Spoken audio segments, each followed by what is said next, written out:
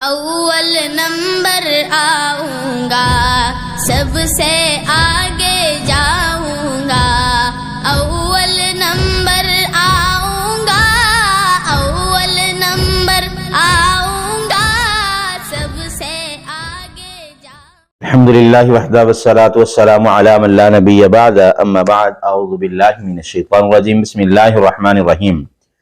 ان الدین عند اللہ الاسلام، صدق اللہ العظیم۔ میرے پاس ہے کتاب ارکان اسلام مفتی عبدالولی خان صاحب کی، اور ہمارا یہ تیسرا ایپیسوڈ ہے۔ سوال نمبر 51 سے جو ہے آج کے اس ایپیسوڈ میں اس قسط میں ہم گفتگو کریں گے۔ سوال نمبر 51 یہ ہے کہ سترہ کسے کہتے ہیں؟ جواب یہ ہوگا، سترہ ہر وہ چیز ہے جسے نمازی اپنے سامنے رکھ لیتا ہے تاکہ نمازی کے آگے سے گزرنے والا سترے کے آگے سے گزر جائے اور گناہ گار نہ ہو۔ سوال نمبر 52 ہے، سترہ کتنا اونچا ہونا چاہیے؟ جواب ہوگا، سترہ تقریباً 1.25 فٹ اونچا ہونا چاہیے۔ دیوار اور ستون کو بھی سترہ بنایا جا سکتا ہے۔ سوال نمبر 53 ہے، کیا امام کا سترہ مقتدیوں کے لیے کافی ہے؟ تو جواب ہوگا، جی ہاں، امام کا جو سترہ ہے وہ مقتدیوں کے لیے کافی ہوگا۔ سوال نمبر 54 ہے، نماز کے لیے صف بندی کس طرح کرنی چاہیے؟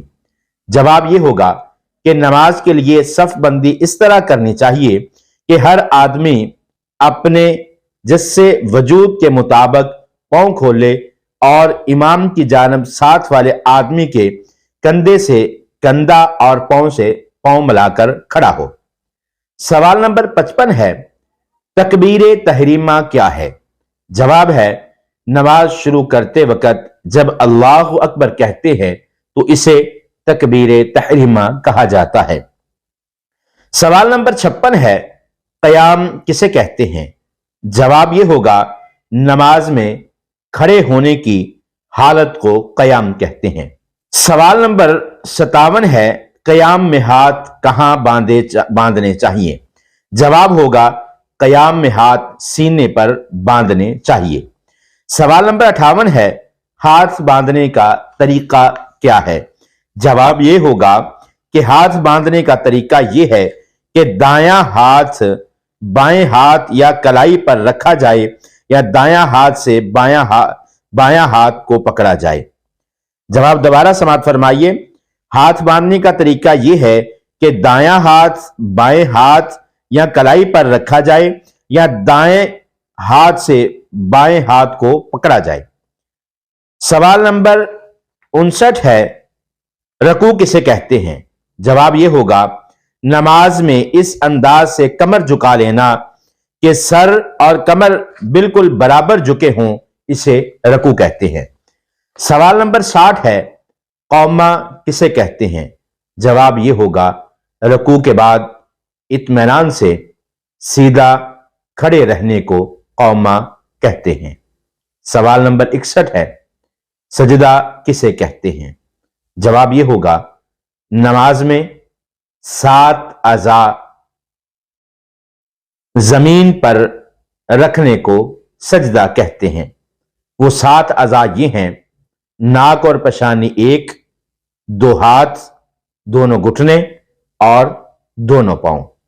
سوال نمبر 62 ہے، جلسہ کسے کہتے ہیں؟ جواب یہ ہوگا کہ نمازوں میں 2 سجدوں کے درمیان بیٹھنے کو جلسہ کہتے ہیں۔ سوال نمبر 63 ہے، جلسے میں بیٹھنے کا طریقہ کیا ہے؟ جواب ہوگا، جلسے میں بیٹھنے کے 2 طریقے ہیں، بائیں پاؤں کو بچھا کر اس پر بیٹھے اور دایاں پاؤں کھڑا رکھیں یا دونوں پاؤں کھڑے کر کے ایڑیوں پر بیٹھ جائیں۔ سوال نمبر 64 ہے، جلسہ استراحت کسے کہتے ہیں؟ جواب یہ ہوگا، پہلی اور تیسری رکعت پڑھ کر کھڑے ہونے سے پہلے کچھ دیر بیٹھنے کو جلسہ استراحت کہتے ہیں۔ سوال نمبر 65 ہے، تشہد کسے کہتے ہیں؟ جواب یہ ہوگا، نماز میں بیٹھ کر التحیات للہ سے لے کر عبدہ و رسول تک کی مخصوص دعا پڑھنا تشہد کہلاتا ہے۔ سوال نمبر 66 ہے، نماز کے اختتام کا طریقہ کیا ہے؟ جواب ہوگا، نماز کے اختتام کا طریقہ یہ ہے کہ پہلے دائیں جانب السلام علیکم ورحمۃ اللہ کہہ کر سلام پھیریں، پھر بائیں جانب السلام علیکم ورحمۃ اللہ کہہ کر سلام پھیریں۔ سوال نمبر 67 ہے، سلام پھیرنے کے بعد نمازی کیا کرے؟ جواب یہ ہوگا، سلام پھیرنے کے بعد نمازی ایک دفعہ بلند آواز سے اللہ اکبر کہے گا، پھر آہستہ آواز سے 3 مرتبہ استغفر اللہ استغفر اللہ استغفر اللہ پڑھے گا، پھر باقی مسنون اذکار میں مشغول رہے گا۔ سوال نمبر 68 ہے، نماز کس طرح پڑھنی چاہیے؟ جواب یہ ہوگا، نبی کریم جناب محمد الرسول اللہ صلی اللہ علیہ وسلم کا فرمان ہے، نماز اس طرح پڑھو جس طرح مجھے نماز پڑھتے ہوئے دیکھتے ہو۔ سوال نمبر 59 ہے، نبی کریم صلی اللہ علیہ وسلم کس طرح نماز پڑھتے تھے؟ جواب یہ ہوگا، نبی مکرم صلی اللہ علیہ وسلم جب نماز کے لیے کھڑے ہوتے تو دونوں ہاتھ کندھوں یا کانوں کے برابر اٹھاتے، پھر تکبیر تحریمہ کہتے، اس کے بعد دعائے استفتاح یعنی اللہم باعد بینی یا پھر سبحانک اللہم و بحمدک، ان دعاؤں میں سے کوئی ایک دعا پڑھتے، پھر سورۃ فاتحہ پڑھتے، قرآن مجید کی کوئی سورت یا اس کا کچھ حصہ تلاوت کرتے، اس کے بعد دونوں ہاتھوں کو کندھوں تک اٹھاتے یعنی رفع الیدین کہتے، پھر اللہ اکبر کہہ کر رکوع میں چلے جاتے، رکوع سے سر اٹھاتے ہوئے سمی اللہ لمن حمدہ کہتے، پھر رفع الیدین کرتے اور قوما میں اطمینان سے سیدھا کھڑے رہتے۔